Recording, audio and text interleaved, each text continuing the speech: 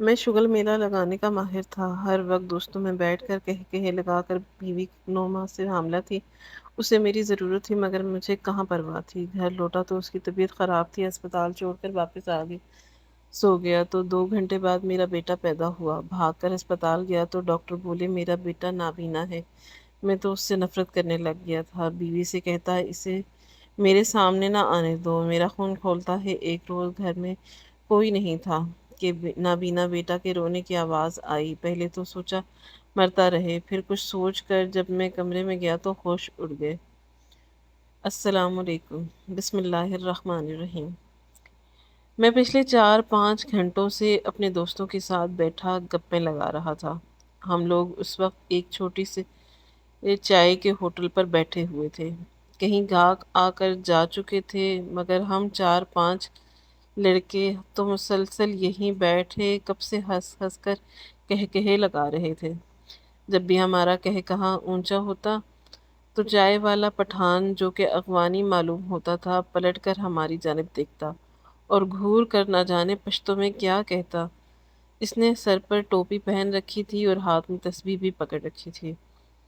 ایک ہاتھ سے چائے پھینٹ رہا تھا اور دوسرے ہاتھ سے شاید کچھ پڑھ بھی رہا تھا مگر ہم ہر چیز سے بے نیاز اپنی ہی باتوں میں لگے ہوئے تھے۔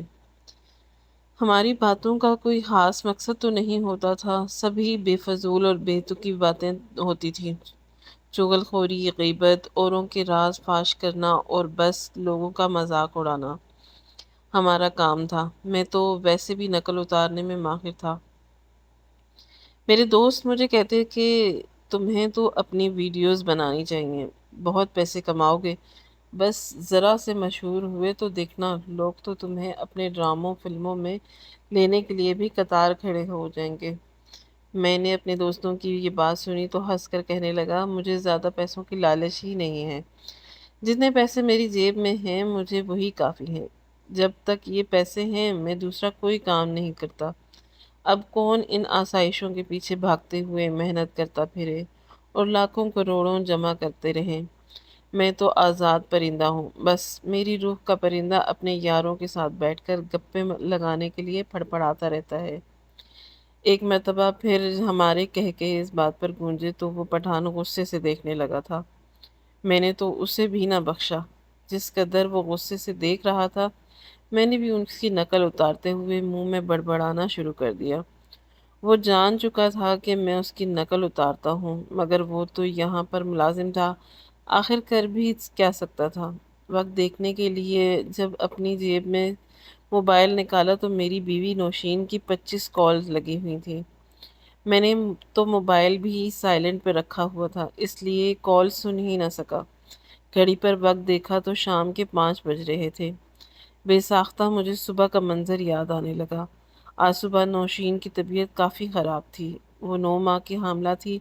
پچھلے 1 ہفتے سے اس کی طبیعت بہت زیادہ ہی خراب رہنا شروع ہو چکی تھی۔ وہ مجھے کہہ بھی چکی تھی کہ آپ میرے پاس گھر میں ہی رہیں، کام وام تو ویسے بھی آپ کا کوئی نہیں ہے، کم از کم مجھے اکیلا تو نہ چھوڑے، مجھے اس وقت میں آپ کی بہت ضرورت ہے۔ مگر میں اسے باتوں میں بہلا کر پھر اس سے چوری چھپے گھر سے باہر بھاگ آیا تھا اور اپنے دوستوں کے ساتھ بیٹھا تھا۔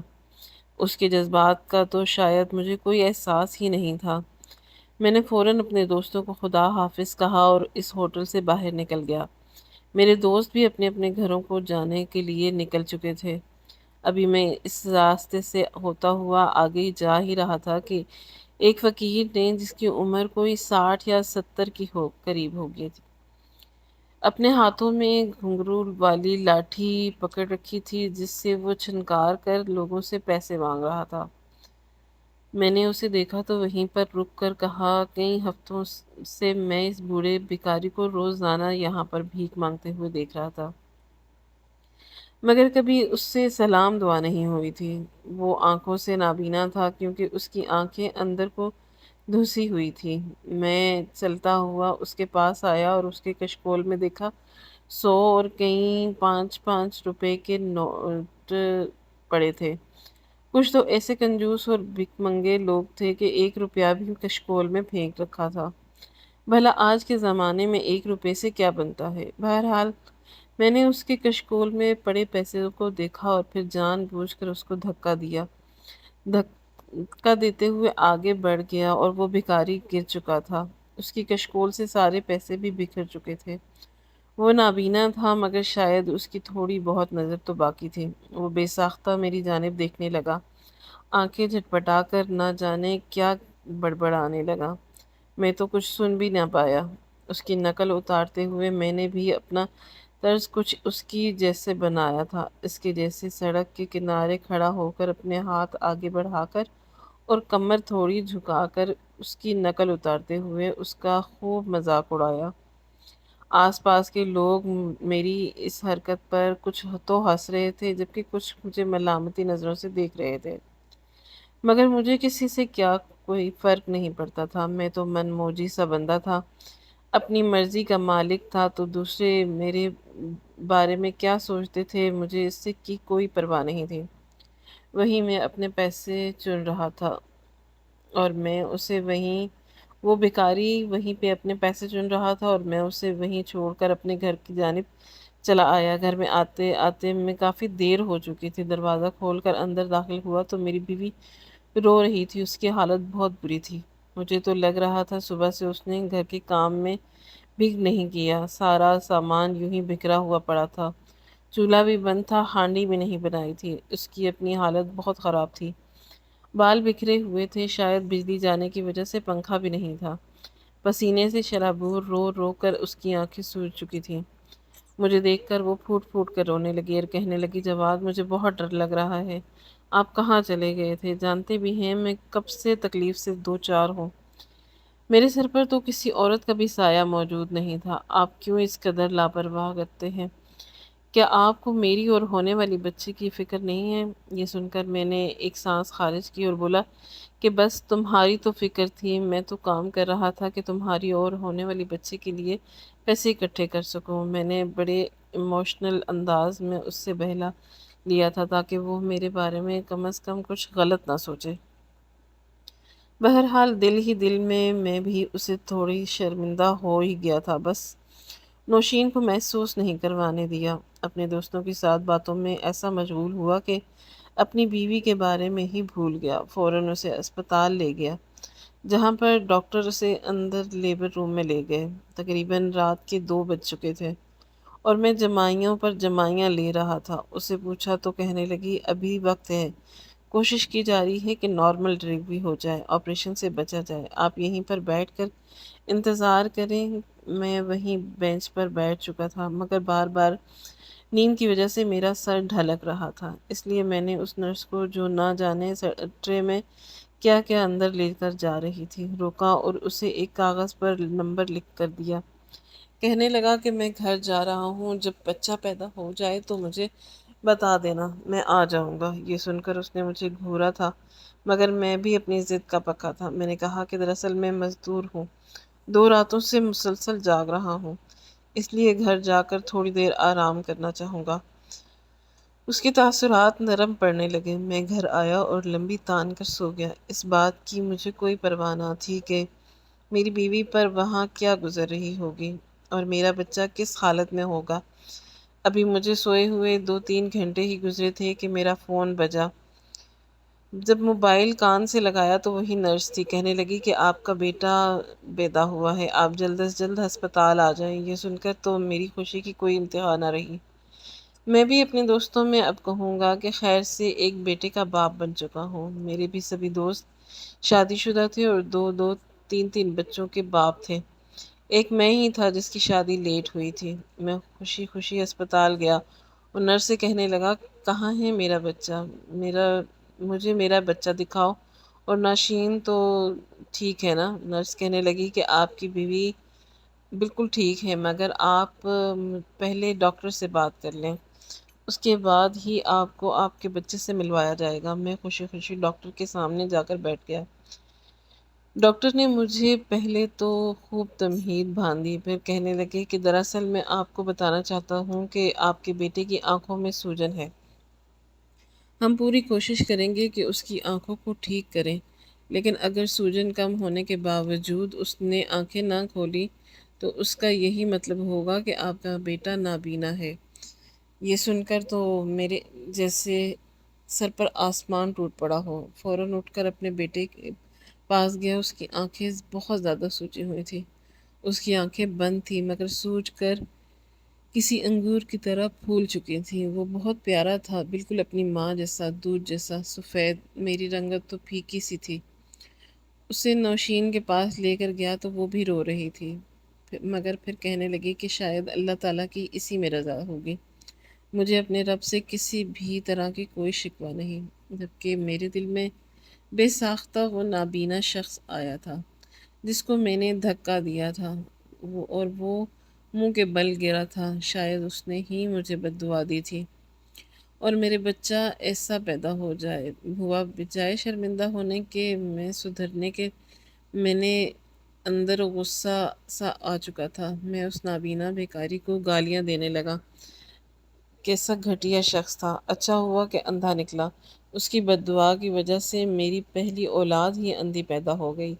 میں اپنی بیوی اور بچے کو لے کر گھر آ گیا۔ میری بیوی کو تو بچے سے بہت محبت تھی، مگر میری دل میں اس کے لیے وہ اہمیت نہ آ سکی جیسا کہ میں چاہتا تھا کہ وہ بڑا پیارا تھا۔ لیکن جب بھی میں اس کے قریب جاتا اور اس کی آنکھیں دیکھتا تو میرا دل کھٹا سا ہونے لگتا۔ میں تو اسے اپنے دوستوں سے ملوانا چاہتا تھا، اسے اپنا دایاں بازو بنانا چاہتا تھا، جیسا کہ ہر باپ کی خواہش ہوتی ہے، مگر یہ تو تھا ہی اندھا۔ آخر کو میرا کیا سہارا بنتا؟ یہ سوچ سوچ کر میرے دل کرنے لگا۔ میں نے اس پر دھیان دینا چھوڑ دیا، جبکہ اس کے برعکس نوشین اس بچے کو دل و جان سے پیار کرتی تھی۔ وقت یوں ہی گزرتا گیا، وہ بچہ بھی بڑا ہو گیا۔ ایسا نہیں تھا کہ مجھے اس سے نفرت تھی یا میں اسے کوئی نقصان پہنچانا چاہتا تھا یا اس سے برا بھلا کہتا تھا، بس میں نے اس کے اور خود کے درمیان کچھ حدود قائم کر لی تھی، مگر میں اسے کوئی محبت نہیں دے رہا تھا۔ میری وجہ سے اسے کوئی تکلیف بھی نہ تھی۔ میں اس کی ہر خواہش کو پورا کرتا، جو بھی پیسے آتے ہیں نوشین کو دے دیتا اور کہتا کہ اپنے لیے اور بچے کے لیے چیزیں لے آؤ۔ اس کے بعد اللہ تعالیٰ نے مجھے 2 مزید اولادوں سے نوازا۔ بڑے بیٹے خضر کے بعد اللہ تعالیٰ نے مجھے ایک بیٹی، اس سے چھوٹا ایک بیٹا شہریار عطا کیا۔ دونوں ہی مجھے عزیز تھے۔ عزیز کچھ ایسے تھے کہ میں ان کے ساتھ بول چال کر لیا کرتا تھا، ان کی پڑھائی سے متعلق پوچھ لیتا تھا، مگر کبھی انہیں اپنے پاس بٹھا کر پیار نہیں کیا تھا، کیونکہ مجھے یہ بچے کچھ خاص پسند نہیں تھے۔ میرا تو آج بھی یہی معمول تھا۔ میں اپنا زیادہ تر وقت کام کاج کے بعد اپنے دوستوں کے ساتھ بیٹھ کر گزارا کرتا تھا۔ رات گئے جب تک گھر داخل ہوتا تو میرے بچے سو چکے ہوتے۔ بیوی بہت بار کہتی کہ اپنے بچوں کے ساتھ وقت گزارا کرو، ان کو تمہاری محبت چاہیے، تمہاری شفقت چاہیے۔ میں چاہتے ہیں کہ ان کا باپ ان کے پاس بیٹھے، مگر تم ہو کہ تمہیں اپنے دوستوں سے ہی فرصت نہیں ملتی۔ دو پہ چغل خوری اور ڈرامے بازیوں کو پہلے دیکھو، تمہارا بہلا بیٹا کیسا پیدا ہوا ہے۔ تمہاری حرکتوں کی وجہ سے اللہ تعالیٰ نے تمہیں عبرت سکھائی کہ مگر تم تو ان لوگوں میں سے ہو جنہیں اس کے بدلے میں مل جائیں پھر بھی سدھرتے نہیں ہو۔ بیوی کی باتیں مجھ پر ذرا بھی اثر انداز نہیں ہوتی تھی۔ اس علاقے میں کچھ دوری پر ایک اسکول بھی موجود تھا جہاں نابینا بچوں کو پڑھایا جاتا تھا۔ نوشین کہنے لگی کہ بڑے بیٹے جس کا نام ہم نے خضر رکھا تھا اس کو داخل کروا دیتے ہیں، وہاں پر کچھ پڑھ لکھ جائے گا اور چیزوں کو پہچان بھی جائے گا تو اس کے لیے اچھا ہے، آخر کو کل اس نے بڑا بھی ہونا ہے۔ یہ سن کر میں نے ہاں میں سر ہلا دیا۔ مجھے اس سے کوئی اعتراض نہیں تھا۔ اگلے ہی روز میں نوشین کو اور اپنے بچے کو اس اسکول میں داخل کروا آیا۔ بس میرا کام یہیں تک تھا، آگے سے بچے کو لانا چھوڑنا اس کی تمام تر ذمہ داری میری بیوی نوشین کی تھی۔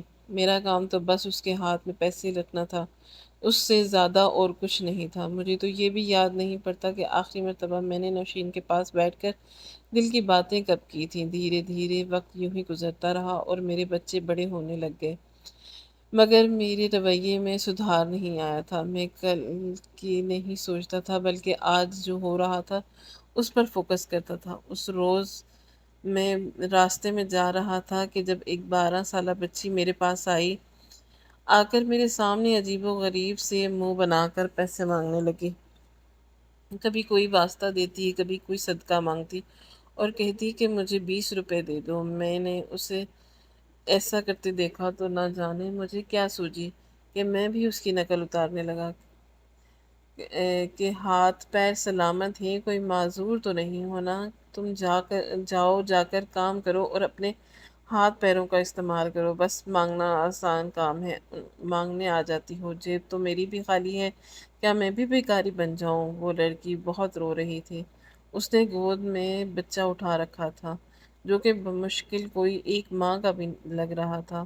اس بچے کو دیکھ کر میں بیکارن سے کہنے لگا، یہ کس کا بچہ اٹھا رکھا ہے تم نے؟ وہ رونے لگی، روتے ہوئے اپنے چہرے پر پھیل رہے آنسوؤں کو صاف کر کے کہنے لگی کہ یہ میرا بچہ ہے صاحب جی، میری شادی چھوٹی عمر میں کروا دی گئی تھی، مگر گھر والے کو جب پتہ چلا کہ میں نے ایک بیٹی کو جنم دیا ہے تو اس نے مجھے طلاق دے دی، مجھے چھوڑ دیا۔ ابا کے گھر میں آئی تو ابا کہنے لگا، تجھے اور تیرے بیٹے کو پالنے کے لیے میرے پاس پیسے نہیں ہیں، میں خود ہی محنت کر کے اس کے لیے اب بھیک مانگتی ہوں، اپنا گزارا کر رہی ہوں۔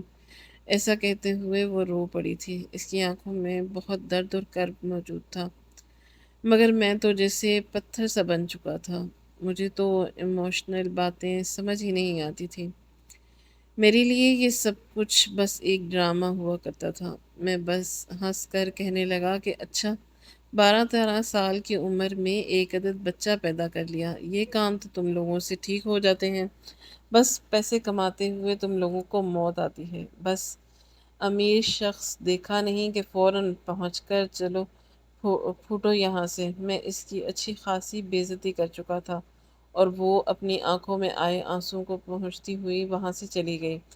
اس روز جب میں گھر لوٹا تو میری بیوی اپنے بچوں کے ساتھ لگی تھی۔ میں بھی جا کر کمرے میں بیٹھ گیا۔ میرا سب سے چھوٹا بیٹا کسی بات پر بہت رو رہا تھا۔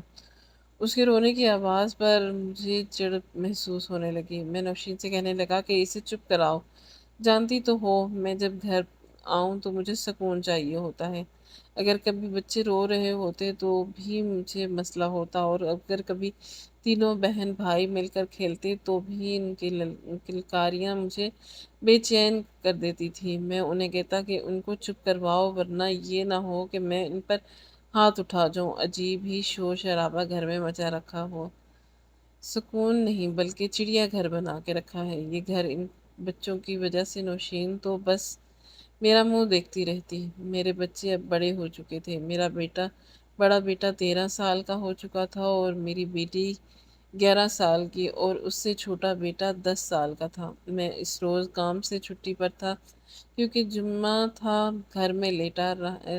جب مجھے مسجد سے اذانوں کی آواز آئی، مجھے نماز پڑھنے کی تو کوئی جلدی نہ تھی، مجھے تو یاد بھی نہیں تھا کہ آخری مرتبہ عید کا خطبہ سننے کے لیے کب گیا تھا۔ مجھے میرے دوست کی کال آئی تو کہنے لگا کہ کہاں رہ گئے ہو؟ تو ہم فلاں ہوٹل میں تیرا انتظار کر رہے ہیں، آج کھانا ایک ساتھ ہی کھائیں گے۔ ہمارا پلان دم پخت بریانی کھانے کا تھا۔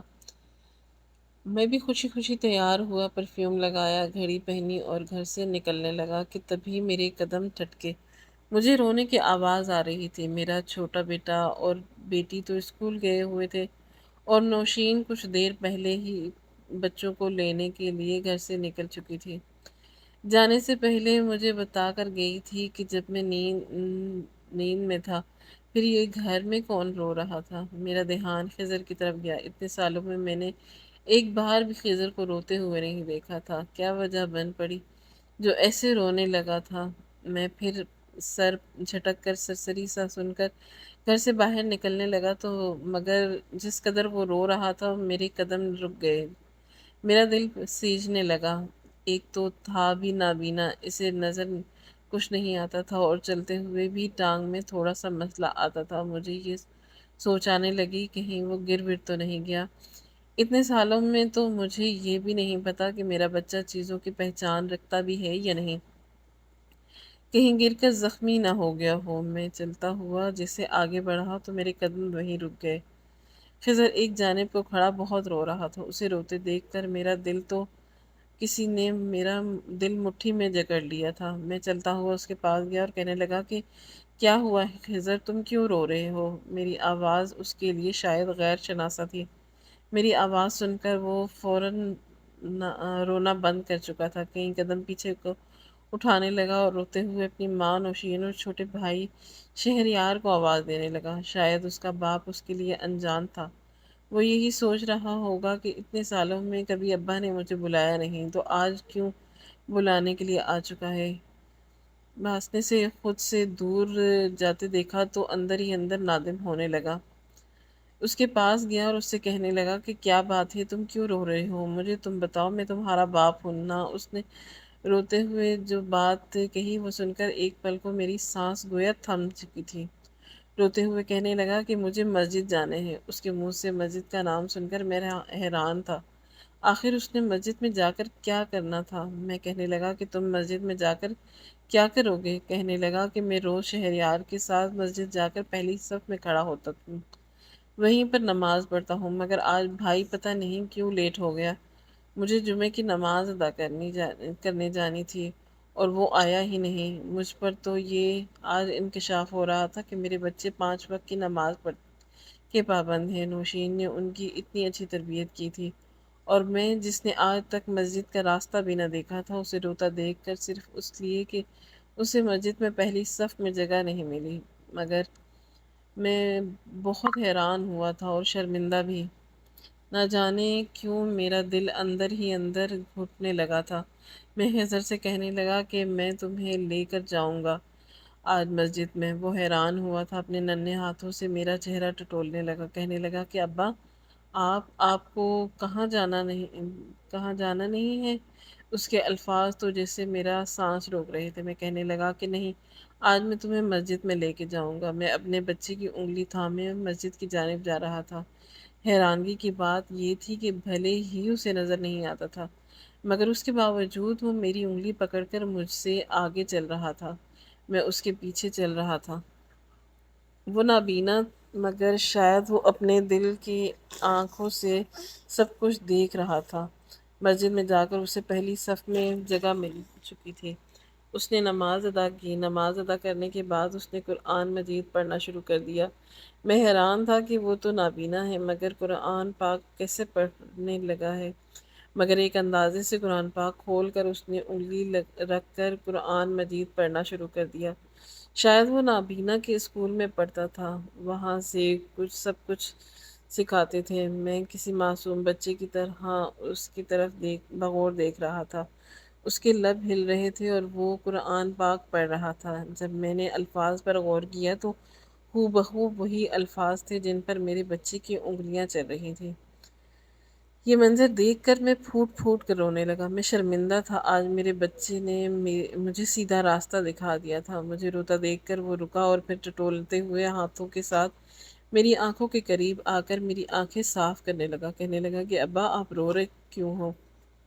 کیا ہوا ہے آپ کو؟ میں نے اپنے اسی بچے کو جب میں نے سال سے پیار نہیں کیا تھا اپنے سینے سے لگا لیا تھا۔ لوگ مجھے پلٹ پلٹ کر دیکھ رہے تھے، مگر میں ان کو کیا بتاتا کہ میں سو چکا تھا، وہیں پر بیٹھے اپنے بچے کو سینے سے لگائے کہ میں اپنے بچوں کو ان کا حق، ان کی محبت دوں گا اور اپنے دوستوں کے ساتھ اٹھنا بیٹھنا چھوڑ دوں گا، حق حلال کا کماؤں گا اور اپنے بچوں کی اچھی سے اچھی تربیت کروں گا۔ گھر آیا تو نوشین الگ پریشان تھی، رو رہی تھی کہ میرا بچہ کدھر گیا۔ جب اس نے میرے ساتھ خضر کو دیکھا تو اس کی جان میں جان آئی، تو میرے بدلے رویے دیکھ کر تو وہ بھی حیران بغیر نہ رہ سکی۔ اسے تو یقین ہی نہیں آ رہا تھا میں سدھر چکا تھا۔ میں نے اپنے ان آوارہ دوستوں کو بھی چھوڑ دیا تھا، بلکہ کام کرنے لگا تھا۔ ایک روز کاروبار کی خاطر مجھے دوسرے شہر جانا تھا۔ سب بچوں کو پیار کیا اور وعدہ کیا جب واپس آؤں گا تو ان کے لیے بہت زیادہ تحفے لاؤں گا۔ میں اب کام کے لیے 1 ہفتے کے لیے چلا گیا، مگر 1 ہفتے میں کام نہ ہو سکا۔ مجھے 1 ماہ رکنا پڑ گیا۔ جب لوٹا تو سب بچے بھاگ کر میرے پاس آئے، میرے سینے سے لگ چکے تھے۔ ان کے لیے چاکلیٹ اور ٹافیاں، چپس، بہت ساری چیزیں لے کر آیا، میرے بچوں کو پسند تھی اور سبھی وہ چیزیں لے چکے تھے، مگر مجھے خضر کی کمی محسوس ہوئی تھی۔ وہ تو مجھے کہیں بھی نظر نہیں آ رہا تھا۔ جب میں نے خضر کو آواز دی تو وہ بچے اور بیوی سب چپ ہو چکے تھے۔ پھر روتے ہوئے میری بیوی نے جو انکشاف کیا مجھ پر، کیا میرا دل تو گویا سینے میں تھم چکا تھا۔ کہنے لگے کہ خضر کی وفات ہو چکی ہے، آپ کے جانے کے بعد اسے شدید بخار ہوا، آپ نے آنے میں بہت دیر کر دی۔ 1 ہفتے تک بخار میں رہا اور بخار اس قدر بڑھا کہ وہ جان کی بازی ہار گیا۔ یہ سن کر میں بہت رویا تھا۔ اس بچے کی خاطر میرے دل میں محبت بھی ابری تھی کہ وہ مجھے چھوڑ کر چلا گیا۔ آج میرے بچے جوان ہیں، شادی شدہ ہیں، مگر جو جگہ خضر کی تھی وہ میں اپنے کسی اور بیٹے کو نہ دے سکا۔